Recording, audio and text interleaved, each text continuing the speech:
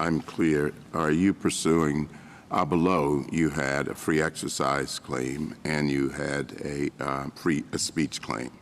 Which are you pursuing? Are you pursuing both now, or are you pursuing them separately, or is this a sort of a hybrid claim argument you're making? So, Justice Thomas, we are pursuing them both. They're both fully preserved in this court, but I do think you're right in the sense that this is a hybrid type case in which the free speech clause and the free exercise clause reinforce each other. And I think it directly reinforces how the court should approach the case. Because when a government acts not because it's trying to maintain discipline in the school or maintain order or avoid disruption, but it is taking action precisely because the speech is religious and the school fears endorsement concerns, that's a case where strict scrutiny applies, and it's not just a case for ordinary Pickering balancing.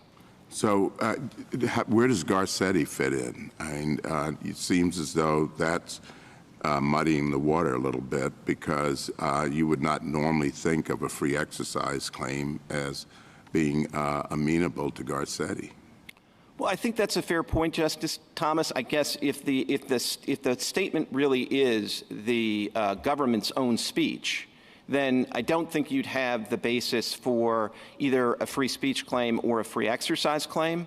It may be, though, that in deciding whether or not the coach's speech is his own speech or the government's speech, you might apply a slightly different test in the free exercise context than you would in the free speech case. But either way, I think we are comfortably on the private side of the Garcia inquiry, because the Garcia inquiry asks whether this is part of the coach's job duties. Well, we know it's not a part of his job, especially since the school district didn't know anything about it initially, and it objected to it, so it can't be a part of his job.